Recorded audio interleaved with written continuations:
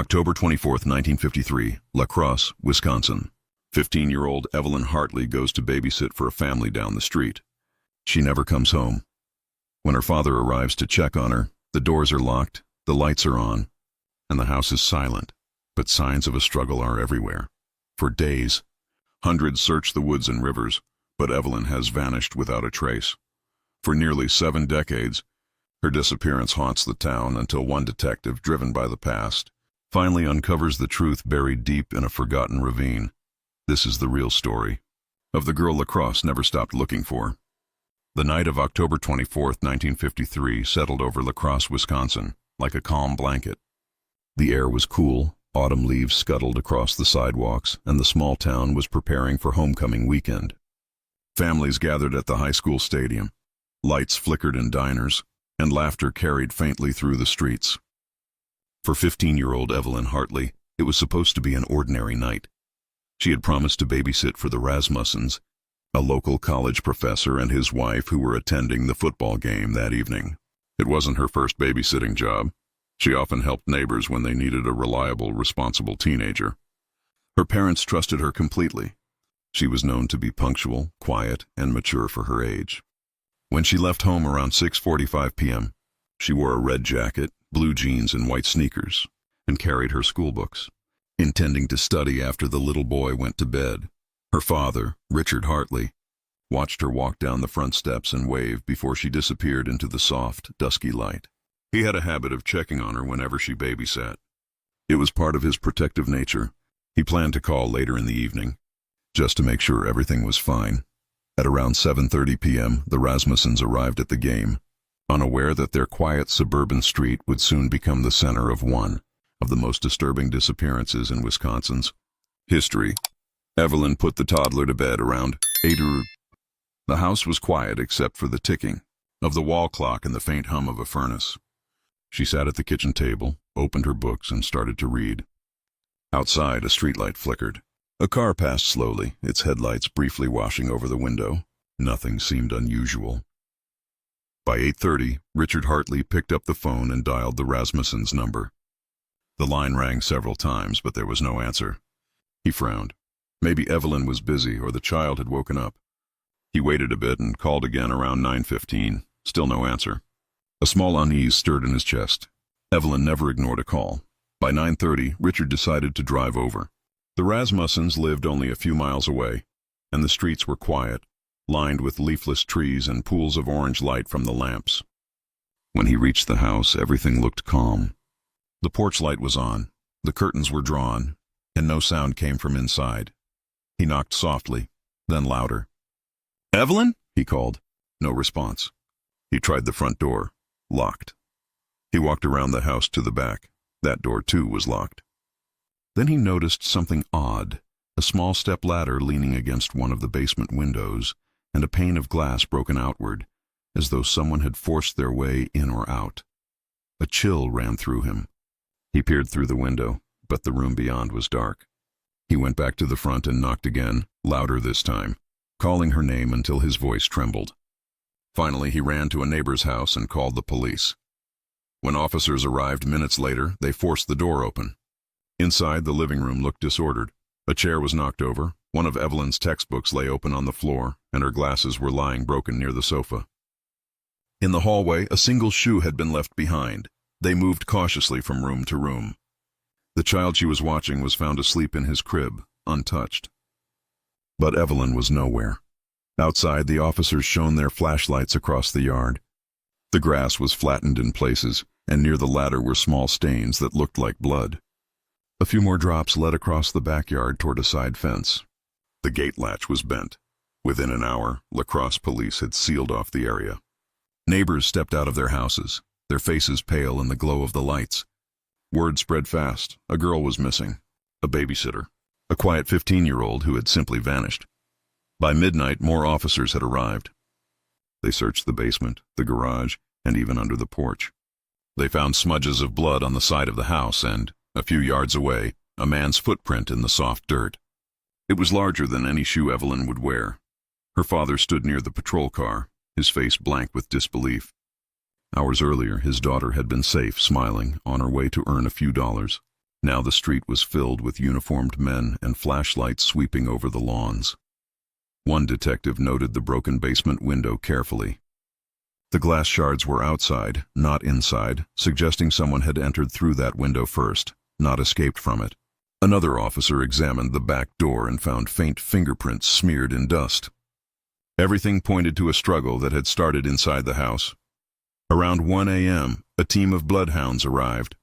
They sniffed Evelyn's jacket, found on a chair inside, and began tracking through the yard.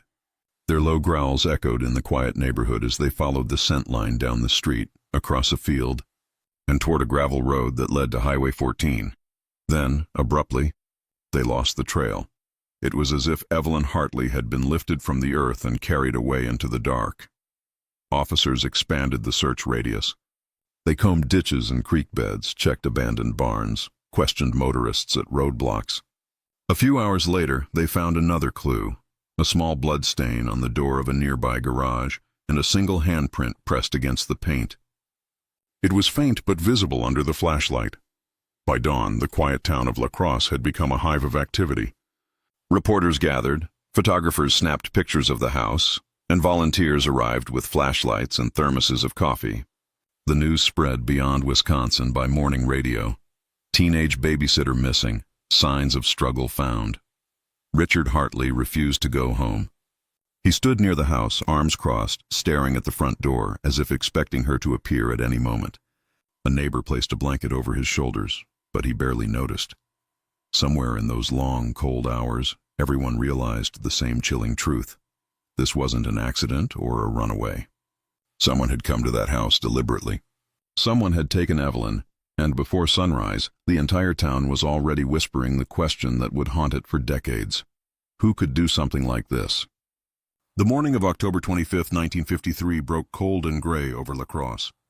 The air was heavy with mist from the river, and the usually quiet streets were lined with police cars and volunteers. Reporters with notepads clustered near the Rasmussen's house, their breath turning white in the dawn chill. The front yard, once just a patch of trimmed grass, now looked like the center of a battlefield, footprints, roped-off sections, flashbulbs popping as investigators photographed every inch. Inside, detectives from the Crosse Police Department moved methodically through each room. Every detail mattered. The overturned chair, the broken glasses, the scuffed floor by the hallway door. A technician dusted for fingerprints. Another scraped blood samples from the wall near the kitchen. The phone on the counter was off the hook, its cord twisted around itself, as if someone had grabbed it mid-call. By mid-morning, Chief of Police John McCarty stood at the end of the driveway, speaking to the gathered press. "We have reason to believe Miss Hartley did not leave voluntarily," he said carefully. "There are clear indications of a struggle inside the home. At this time, all efforts are being made to locate her." His voice was calm, but behind his words, the weight of uncertainty hung like fog. More than 200 volunteers joined the search that day. They came with flashlights, rakes, and dogs, trudging through fields and along creek beds. Farmers opened barns, students from the university combed the woods behind the highway, and police cars patrolled rural roads with loudspeakers calling Evelyn's name. Every few minutes, someone thought they saw something, a scrap of fabric, a footprint, but each lead dissolved into nothing. Richard Hartley stayed close to the command post, refusing rest. He moved between officers silently, his face drawn, his hands shaking when he spoke. He had spent the night replaying the same thought. If he had gone to check earlier, maybe he would have arrived in time. The guilt clung to him like a second skin. By noon, new clues emerged. A pair of bloody footprints had been discovered about 2 blocks from the house, near a hedge line. The prints matched a man's shoe, size 11, and were spaced unevenly, as though the person had been carrying weight, possibly another body. Near the same spot, officers found a broken belt buckle. It didn't belong to Evelyn. Across town, rumors began spreading faster than facts. Some said a car had been seen speeding down Highway 14 around 10 p.m., its headlights off. Others whispered that Evelyn had known her abductor, that she might have opened the door for him willingly. The police didn't confirm or deny any of it. They couldn't afford to. That afternoon, investigators questioned every house within a half-mile radius. Several residents reported hearing a dog barking around 9, followed by what sounded like a scream, or maybe a sharp cry, but they hadn't thought much of it at the time. One elderly man swore he'd seen a dark sedan parked near the corner, engine idling, but couldn't describe the driver. The search widened. The National Guard was called in. Helicopters flew over wooded areas, their rotors thundering over rooftops. The Red Cross set up tents with food and coffee for volunteers. It was as if the whole town had been pulled into the same waking nightmare. At 3 p.m., an officer returned from the western edge of the search zone carrying a small, blood-stained handkerchief. It had initials embroidered in blue thread. E.H. Evelyn's mother confirmed it was her daughter's. The cloth had been found near a ditch that ran alongside the main road leading out of town. For the first time, police publicly stated what they had already begun to suspect. Whoever took Evelyn had left La Crosse that night. Back at the police station, maps were spread across desks and pins marked every clue: the house, the footprints, the handkerchief, the highway. The path formed a jagged line heading southeast, toward the Illinois border. McCarty leaned over the map, rubbing his temples. The chances of finding a girl alive after 12 hours in cold weather were shrinking with every minute. Reporters pressed for updates, but officers kept their answers short. They couldn't reveal everything, not yet. In one of the interview rooms, a young mechanic sat sweating under the light. He'd been stopped driving a black sedan similar to the one described by witnesses. The trunk was clean. He had an alibi, but the officers weren't convinced. After hours of questioning, he was released. He wasn't the first suspect, and he wouldn't be the last. As darkness fell again, search parties returned one by one, exhausted. Some men cried openly. Others stared at the ground, unwilling to speak. The community bulletin boards filled with missing posters. Evelyn Hartley, age 15, last seen 8 p.m. Oaksty 24. Beneath the photograph, her eyes looked steady and bright. Unaware of the tragedy her smile had become. That night, the Hartleys' home was silent. Friends and relatives gathered in the living room, coffee untouched, waiting for a phone to ring. The house smelled of smoke and wet coats. Outside, police cars still patrolled the neighborhood, their lights flashing faint red across the windows. Around midnight, the door opened and Chief McCarty stepped in. He spoke quietly to Richard and Evelyn's mother, Ethel. They listened without blinking. There was no new lead, no sign, no proof of life or death. Just absence. After he left, Ethel sat on the couch clutching her daughter's school photograph. Richard stood at the window, staring out at the streetlights. She was supposed to come home by 10, he whispered, more to himself than to anyone else. 10 o'clock. I was going to pick her up. No one answered. Outside, the wind picked up, rattling the windows. In the distance, the last of the volunteers trudged home through the dark. La Crosse had never felt smaller or colder, and somewhere beyond those quiet streets, the trail of a 15-year-old girl was disappearing into the long shadows of the night. By the second day, La Crosse was no longer just a small Wisconsin town. It had become the center of a national story. Newspapers from Milwaukee, Chicago, even as far as New York, carried the headline, "Teen Babysitter Vanishes, Signs of Struggle Found." Radio stations repeated the details every hour, and people across the country listened with quiet dread. The Hartleys' phone rang nonstop. Some calls were from reporters, others from strangers claiming to have seen something. Most were dead ends, but each one brought a sliver of hope that turned quickly into heartbreak. Inside the temporary command center at the police station, the air smelled of coffee and cigarette smoke. Detectives bent over maps, cross-referencing every report that came in. Chief McCarty stood by a bulletin board crowded with photos and notes and a visual timeline of the case that was growing more tangled by the hour. A state forensic team had finished analyzing the blood samples found at the scene. The results were grim. The stains belonged to Evelyn, not an intruder. The amount suggested significant bleeding, possibly from a deep wound. That meant she had been injured before she disappeared, maybe even unconscious. But there was no body, no ransom note, no demands, nothing. By afternoon, FBI agents arrived to assist. It was rare in 1953 for the Bureau to intervene in a local case, but the nature of the disappearance, the abduction of a minor across state lines, demanded it. Special Agent Melvin Purvis Jr., a quiet, methodical man, took charge of the coordination. "This isn't random," he said during a meeting. "Someone watched her. Someone planned this."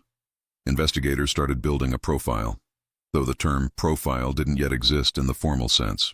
They believed the abductor was male, possibly local, familiar with the neighborhood, someone confident enough to approach a house on a busy evening without being seen.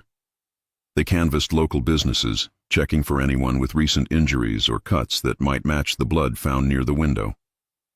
Mechanics, factory workers, transient laborers, hundreds of men were questioned. That evening, officers discovered something chilling. About 5 miles from the Rasmussen home, a farmer had found a pair of torn, blood-stained underwear caught on a barbed wire fence near a cornfield. The police rushed to the scene. Under flashlights, they examined the ground. More blood, broken stalks, tire tracks. The farmer said he hadn't noticed anything unusual the night before. He lived alone and went to bed early. The discovery site was less than half a mile from Highway 14, the same direction the dogs had lost Evelyn's scent. The evidence was sent to the state lab in Madison, and for the first time, investigators spoke privately of what everyone feared but refused to say aloud. Evelyn might not be alive anymore. Still, the search continued. Over 2,000 volunteers joined by the end of the week. Planes flew overhead dropping leaflets with her photo. Divers combed nearby ponds. Even Boy Scouts participated, sweeping through woods, shoulder to shoulder. At the Hartley home, Ethel sat by the window every night, unable to sleep. She kept the porch light on, just in case Evelyn found her way back. Neighbors brought food, but most of it went untouched. Richard drove his car endlessly through back roads, searching for any sign, any clue. Sometimes he'd pull over and just stare into the fields, convinced for a moment he saw movement, a flash of red. Her jacket maybe, but it was always just the wind. Meanwhile, false leads began to pour in. One woman swore she'd seen a girl matching Evelyn's description at a gas station in Minnesota. A truck driver reported picking up a crying teenager near the Iowa border, but when questioned again, his story fell apart. Police had to chase down each claim, and every false lead drained their time and hope. On the 4th night, a new clue surfaced. A shoe print found near a drainage culvert off Highway 35. It matched the same size and pattern as the one near the house. This time, a partial impression of a second, smaller shoe was next to it. Investigators believed Evelyn had still been alive at that point, walking or being dragged. The FBI set up checkpoints across the state. Roadblocks were manned day and night. Drivers were asked to pop open their trunks, their back seats searched. Fear spread quietly through La Crosse. Parents refused to let their children out after dark. Doors that once stayed unlocked were now bolted before sunset. By the end of the week, the case had turned from a rescue mission to a recovery operation, though no one dared to admit it publicly. Reporters described Evelyn's photo. A serious, intelligent girl with clear eyes and a soft smile, as if trying to anchor her in people's minds before time could erase her face. And then, a strange moment of silence fell over the investigation. Leads stopped coming. Search parties thinned out. Winter crept closer, and with it came the harsh reality that she might never be found. But for the Hartleys, giving up wasn't an option. Richard returned to the site every few days, sometimes standing by the creek where the dogs had lost her scent. He'd stay for hours, just watching the water move, always hoping something, anything, would surface. Ethel started writing in a small notebook, dates, sightings, newspaper clippings, everything that could help keep her daughter's case alive. The town tried to move on, but the shadow of that October night never lifted. Every sound, a creak in the dark, a car slowing by the curb, reminded them that something evil had once passed through their quiet streets and had never been caught. And somewhere beyond La Crosse, far from the reach of the search parties and headlines, the truth of what happened to Evelyn Hartley waited, buried in silence. Winter settled early over Wisconsin that year. By mid-November 1953, frost covered the lawns, and the once vibrant search parties had dwindled to a handful of determined men and women trudging through frozen fields. The case of Evelyn Hartley had shifted from front-page urgency to a haunting reminder, a mystery that refused to fade but offered nothing new to hold on to. Inside the La Crosse police headquarters, a map of the region still hung on the wall, dotted with pins marking every lead and dead end. Coffee rings stained the corners of reports. Detectives came and went, their faces drawn with fatigue. Chief McCarty kept the file open on his desk, even though he no longer expected a call that would change anything. The FBI's involvement had slowed too. Without a suspect, without ransom, without new evidence, there was little to pursue. The case was cold, but no one could bring themselves to admit it out loud. At the Hartley home, time had stopped. Richard rarely spoke. He drove to work in silence, came home in silence, sat at the kitchen table where Evelyn used to study, and stared at her empty chair. Her mother, Ethel, spent her evenings writing letters to newspapers, to congressmen, to radio hosts, anyone who might keep her daughter's name alive. "Someone knows," she wrote in one letter. "Someone out there saw something. They just don't want to tell." In early December, a strange piece of evidence arrived at the police station. A farmer from a rural area near Cashton, about 20 miles away, reported finding a blood-stained cushion in his field. It looked as though it had been thrown from a moving car. The cushion came from a 1940s Chevrolet, the same make of car several witnesses had described seeing near the Rasmussen house. Tests confirmed the blood was human, but it was too degraded for identification. Still, it was the first physical clue in weeks. Officers scoured the nearby ditches and woods, but found nothing else. It was as if whoever had taken Evelyn knew exactly how to disappear. Christmas came quietly that year. The Hartleys didn't decorate the house. There was no tree, no lights, no carols, just silence. On Christmas Eve, Ethel placed a single candle in the front window. She told a reporter later that it wasn't for celebration, but for direction, in case Evelyn somehow found her way home. In January 1954, the investigation was officially scaled back. The police chief told reporters, "We have no further leads at this time, but the case remains open." It was a sentence he'd repeat for years, but something about Evelyn's disappearance stayed with the town. People began locking their doors for the first time. Babysitting jobs declined. Parents refused to leave their children alone, even for an hour. Crosse had been a place of trust, the kind where people left keys under mats and windows half open. And now, that trust was gone. A few locals swore they still saw a car matching the suspect's description late at night, headlights off, moving slowly through residential streets. Others claimed to hear faint knocking sounds in the woods beyond town. Stories that police dismissed, but that teenagers repeated in whispers. The disappearance had turned into local folklore, a ghost story grounded in truth. Then, in March 1954, nearly 5 months after Evelyn vanished, a group of men clearing brush near a ravine found something that made their blood run cold. A fragment of fabric tangled in roots, dark red, torn, and stained. It was the same material as the jacket Evelyn had been wearing that night. The discovery reignited the investigation. Detectives, FBI agents, and volunteers returned to the area with shovels and dogs. They searched the ravine for 2 full days, uncovering nothing else. The soil was frozen hard, and beneath it lay only more questions. One officer, a young deputy named Henry Wilson, later told a newspaper, "It felt like the ground itself didn't want to give her back." Weeks passed. The snow melted, the fields turned to mud, and spring crept into Wisconsin with slow, reluctant warmth. People went back to their routines, but the Hartleys never did. Ethel continued to write letters and make phone calls. Richard joined every search, even years later. In 1955, another girl in a nearby county reported a man in a dark sedan trying to lure her into his car. She escaped, and her description of the vehicle, the same model, same color, reignited suspicion that Evelyn's abductor was still out there. Police investigated, but the man was never caught. By the late 1950s, the Hartley case had become one of the Midwest's most haunting cold cases. Students wrote essays about it. Professors studied it as an example of investigative failure. Psychologists speculated about the unknown kidnapper. A man who could plan so carefully, vanish so cleanly, and leave behind nothing but silence. But for Evelyn's parents, it was never about theories.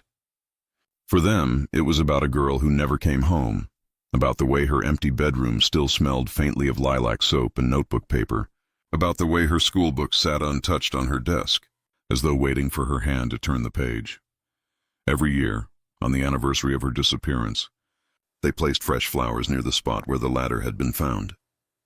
Sometimes, strangers joined them, townspeople who never knew Evelyn but felt as if they had. They came quietly, said nothing, and left small tokens, a ribbon, a drawing, a folded note. And every October, when the leaves began to fall and the air turned cold again, Crosse remembered. Some called it the night innocence left their town. Others said it was the night something darker moved in, something that never left. The question that had echoed through the streets that first night still lingered, unanswered after months, then years. Who could do something like this?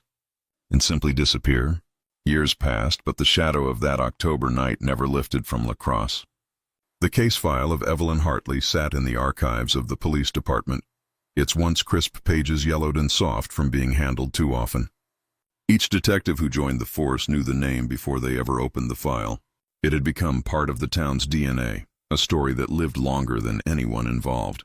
By the 1960s, technology had changed, but the mystery hadn't. The FBI case notes were reviewed once more when advancements in forensic science began making headlines. Agents wondered if any of the blood samples or fibers might still exist. But when they checked, they found most of the physical evidence had degraded or been misplaced over time. The cushion from the field, the ladder from the yard, the fibers from Evelyn's jacket, each piece had vanished into the bureaucracy of unsolved crimes. Ethel and Richard Hartley never moved from their home in Crosse. They couldn't. Leaving meant admitting that Evelyn wasn't coming back. They kept her bedroom exactly as it was that night, her school books stacked neatly, her records by the radio, her yellow sweater draped over the chair. Every week, Ethel dusted the dresser and smoothed the bedspread as if her daughter might walk in at any moment. In 1965, a man serving time in a Missouri prison claimed to know what had happened to Evelyn. He wrote a letter saying he had been part of a group that kidnapped her, describing details that made investigators pause. But when they followed up, most of his story crumbled under questioning. He had mixed real facts from newspaper reports with fantasy. The letter was filed away, another cruel dead end. By 1970, there were whispers that Evelyn's disappearance might be connected to other missing person cases across the Midwest. The similarities were chilling. Young women, rural areas, homes invaded while parents were away. The FBI compared files, searching for patterns. They found possibilities, but nothing conclusive. Each case was like a broken mirror. Similar reflections, but no single image.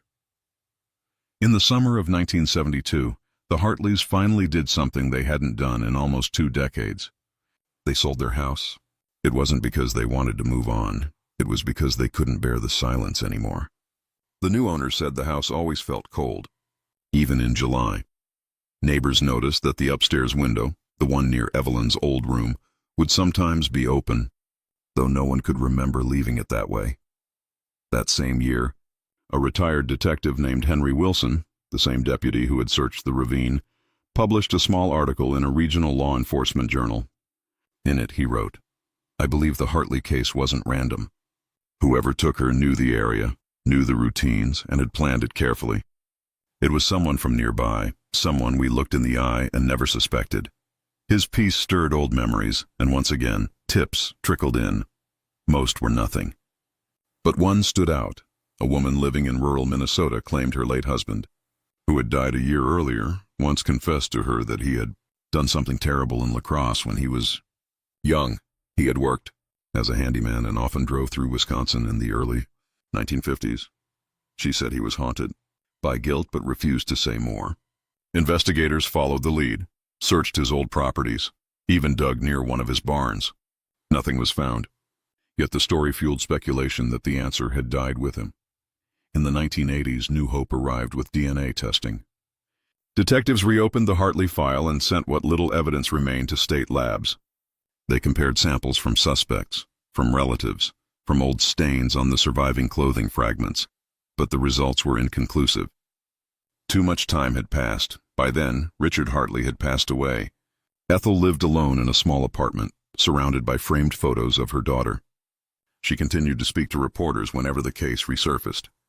When asked if she believed Evelyn was still alive, she always gave the same soft answer. "I believe she's somewhere safe. That's all a mother can believe." In 1995, on the 42nd anniversary of Evelyn's disappearance, local high school students organized a candlelight vigil. Dozens of townspeople gathered near the old Rasmussen home, now occupied by a different family. They placed candles along the sidewalk, and one of the students read aloud from an old newspaper clipping. The sound of the words brought tears to even the oldest faces in the crowd. For many, it was the first time they had said Evelyn's name in years. As night fell, a light rain began to fall, soft and cold. The candles flickered but didn't go out. A local reporter covering the event later wrote, "It felt like she was still here somehow, just beyond reach. Her story hasn't ended. It's just waiting for the right voice to finish it." In the early 2000s, advances in crime-solving technology once again brought attention to the Hartley case. Digital reconstruction, geographic profiling, and new investigative databases gave detectives new ways to analyze old evidence. The FBI's cold case unit reviewed the file, running composite profiles based on every known detail. The conclusion was grim but precise.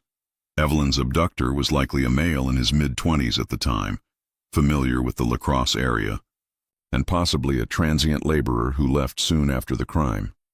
The pattern fit dozens of drifters who had passed through the Midwest during that decade, but none could be tied directly to the crime.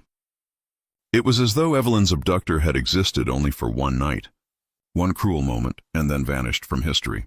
Still, the name Evelyn Hartley continued to appear in books about American mysteries, in podcasts, in documentaries about the forgotten missing. Her face, preserved in black and white photographs, became a symbol of loss and endurance. Generations who weren't even born when she vanished came to know her story. By 2010, the small Wisconsin town had changed.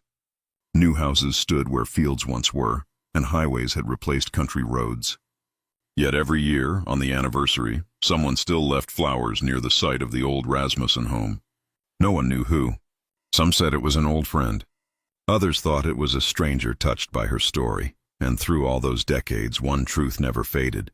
No trace of Evelyn Hartley was ever found. No body, no belongings, no definitive clue. Only the question that time couldn't erase. How could a girl simply vanish from a safe, quiet town, leaving behind only silence? By the early 2010s, the case of Evelyn Hartley had become something larger than a mystery. It had become a reflection of how deeply one disappearance could shape generations. True crime documentaries were becoming a phenomenon, and producers from across the country began contacting the La Crosse Police Department asking for permission to review the case files. Detective Laura Jensen, then in her mid-30s, was among the new generation of officers who had grown up hearing whispers of the Hartley case. Her grandmother, who had been a young woman in 1953, still remembered the search parties, the flashlights sweeping through the night, and the fear that crept into every home afterward. When Jensen was assigned the cold case file, she described it as holding a piece of history that refuses to stay buried. She spent months digitizing old records, photographs, handwritten notes, maps that had been drawn with red pencil and tape. Many of the old reports were faded and torn, but she managed to piece together the full timeline from that night. What struck her most wasn't what they found, but what they hadn't. The investigation had been exhaustive for its time. Dozens of interviews, hundreds of search hours, but the technology simply hadn't existed to make sense of the small clues that remained. Jensen submitted the surviving evidence, a few blood flakes from the house, fibers from the ladder, and a hair fragment found on the basement windowsill for modern DNA testing. The lab warned her that after nearly 60 years, degradation was extreme. Still, she hoped. While waiting for the results, Jensen started retracing Evelyn's last known steps, visiting the old Rasmussen house. The property had changed, new owners, new paint, a trimmed yard, but the window where Evelyn had entered that night was still there. The family allowed her to walk through the house. She stood in the basement where the radio had been left on, staring at the small window near the ground. It was barely wide enough for a person to fit through. How did he get her out? She murmured to herself. In interviews over the years, neighbors had described hearing a dog barking that night, but none remembered seeing a vehicle leave. Others reported a shadowy figure moving between yards, though no one could agree on the direction. Jensen created a digital reconstruction of the neighborhood as it was in 1953 using maps and photographs. The model showed that if someone had parked behind the alley, they could have moved unseen for almost 30 seconds before reaching the road. Enough time to carry someone away. A few months later, the DNA results came back, no match to any known database. Jensen felt the weight of disappointment that countless detectives before her had known. But something in her resisted giving up. She reached out to a retired FBI profiler, Dr. Alan Brooks, who had studied hundreds of abduction cases from the 1950s through the 1970s. After reviewing the Hartley file, Brooks gave a chilling assessment. This wasn't a random predator. This was someone who had watched her before that night. Brooks theorized that Evelyn's abductor may have been a handyman, delivery driver, or local worker who had visited the Rasmussen home or the Hartley's neighborhood. He would have known when people were home, when lights went out, and which families hired babysitters. In those days, Brooks said, people didn't think of being watched. Privacy wasn't a fear. That's what made it easy for someone like him. Jensen began tracking down descendants of people who had lived near the Rasmussens in 1953.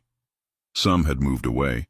Others had died, but a few remembered small, unsettling details. One elderly woman recalled her father mentioning a man who used to walk past their house every night around the same time.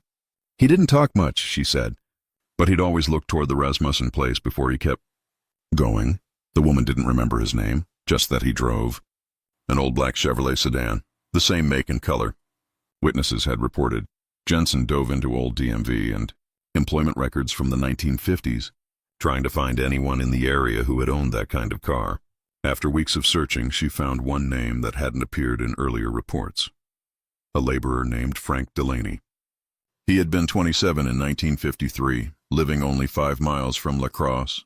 His employer's address matched the area near the Rasmussens' home. But the most striking fact was this. Frank Delaney had abruptly left Wisconsin 2 weeks after Evelyn disappeared. According to public records, he'd moved to northern Minnesota and changed jobs twice within a year. He died in 1982, leaving no family behind. Jensen's pulse quickened as she pulled his old employment photo, a grainy black and white image from a factory ID. He looked ordinary, clean-shaven, calm, but there was something unsettling about his eyes, the kind of emptiness that doesn't belong to someone looking at a camera. It belonged to someone looking past it. She sent Delaney's name and available records to the FBI, who ran DNA comparisons using distant genealogy databases. Months passed before the response came. No confirmed biological relatives found. Another dead end, or so it seemed. Then, one morning, Jensen received a call from a man in Iowa. He'd read about the renewed Hartley investigation in an online forum and said his late grandfather had once worked with a man named Frank who had run from La Crosse after some trouble. When pressed for details, the caller couldn't recall specifics, only that his grandfather used to say he had that haunted look, like he'd seen a ghost or made one. The remark stayed with Jensen. That evening, she returned to the station after hours, reopened the Hartley file, and read through every statement again. Each word felt heavier now, as though the truth was hidden in plain sight. As she stared at the old black and white photo of Evelyn, the shy smile, the kind eyes, Jensen whispered, "We're still looking for you. We're still trying." Outside, the wind moved through the trees like a soft, steady breath. Somewhere in the darkness beyond the town, history was still waiting to be heard. It was autumn again in La Crosse, nearly 70 years after Evelyn Hartley vanished. The trees along Cass Street burned gold and orange, and for a moment, the town looked almost peaceful, like the years had smoothed over everything. But for Detective Laura Jensen, peace was the one thing the Hartley case had never offered. She had spent 3 years chasing ghosts through archives and back roads, through grainy photographs and fading memories. Each lead had opened a door to another dead end, yet she couldn't stop. There was something about the case, the way it refused to fade, that felt almost alive. That October, Jensen received an unexpected package at the precinct. It was small, wrapped in brown paper with no return address. Inside was an envelope labeled 1953 La Crosse. The paper was brittle with age. Inside the envelope, there was a single photograph and a short letter. The photograph showed a group of men standing near a pickup truck beside a wooded ravine, clearly taken decades earlier. One man in the photo, standing apart from the rest, caught Jensen's attention. He was young, tall, with a square jaw and dark eyes. The name scrawled on the back read, Frank Delaney, 1953, job crew, Nutter 47. The letter that came with it was even stranger. Written in shaky handwriting, it said, "I was a boy when it happened. I saw him. I never told anyone. He used to go back to that ravine always after dark. I didn't know what he was doing, but I remember hearing crying one night. I think he took her there. If you're still looking, check near the old quarry road." The letter wasn't signed. The postmark showed it had been mailed from somewhere in Minnesota. Jensen's pulse quickened. She drove to the address mentioned, the old quarry road, an overgrown trail about 15 miles from Crosse, the same general area where searchers had once found the torn fabric of Evelyn's jacket. Most of the land was privately owned now, thick with trees and moss. She obtained a warrant, and a small team of officers joined her. They began a slow grid search through the forest, metal detectors sweeping the ground. Hours passed with nothing but the sound of wind through the branches. Then, near the base of a limestone ridge, one of the cadaver dogs alerted. The team began digging carefully, layer by layer. The soil was cold, damp, and smelled of earth untouched for decades. 2 feet down, they uncovered fragments of cloth, blue-gray, faded, delicate as paper. Then a rusted buckle. Then what appeared to be bone. The dig expanded. Archaeologists called in for precision. Over the next 2 days, they uncovered partial remains, enough to suggest a young female, buried in haste. The discovery site matched the terrain description from the 1953 reports, only a few miles from the original search area. When the call came from the lab weeks later, Jensen sat completely still. The mitochondrial DNA, despite decades of decay, was a match to a living relative of Evelyn Hartley. After 69 years, she had been found. News spread fast. Local television crews gathered outside the Crosse Police Department, reporters speaking softly, as though the entire town was holding its breath. Headlines read, "Remains identified as missing Crosse teen Evelyn Hartley."